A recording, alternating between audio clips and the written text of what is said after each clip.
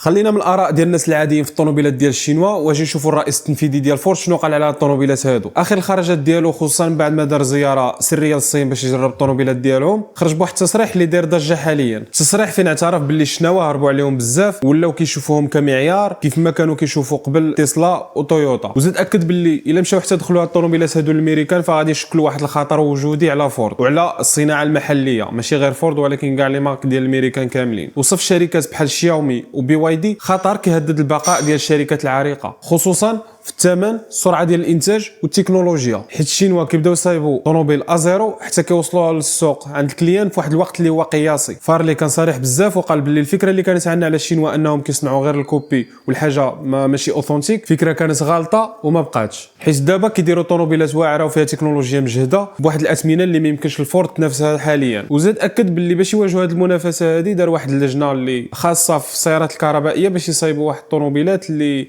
الكتريك وصغار والتكلفه ديالهم تكون هابطه باش يقدروا ينافسوا الشينوا. وقال باللي ضروري خاص الضرائب على الطوموبيلات ديال الشينوا يبقاو مرتفعين في الامريكان كيف ما كاينين دابا حاليا، اللي التكلفه ديال الطوموبيل كتضوبل 100% ملي كتبغي تدخل طوموبيل. والا فورد غادي تبقى تصايب غير البيكابس والشينوا غادي تاكل السوق ديال الطوموبيلات الصغيره كامل. من الاخر الرئيس ديال فورد كيذوق ناقوس الخطر وكيقول باللي الا ما تطورناش بسرعه الشينوا غادي تسيطر على السوق ديال السيارات في العالم كامل وماشي غير في الامريكان. هادشي علاش كيوجه تنبيهات للمسؤولين او البيت الابيض باش انهم يخليو طريفس على الطوموبيلات ديال الشينوا طالعين بزاف، وحتى الا بغاو الشينوا يدخلوا بواحد الشراكه مع الامريكان اللي كتخلي ديما الامريكان هي اللي مسيطره. هادشي بلا ما نساو ان شناوا داروا عقود مع كندا مثلا باش انهم يصدروا لهم تقريبا 49 الف طوموبيل في العام، وهذه واحد الكميه اللي كبيره وكتاكل من الحصه ديال لي مارك الكلاسيكيين بحال مرسيدس او لا فورد. اكيد التوسع هذا ديال الطوموبيل ديال الشينوا غيكون على حساب هاد البراند العريقه. وانت واش كتظن باللي الطوموبيلات ديال الشينوا موجه ودايزه وما غاديش يقدروا ينافسوا العمالقه؟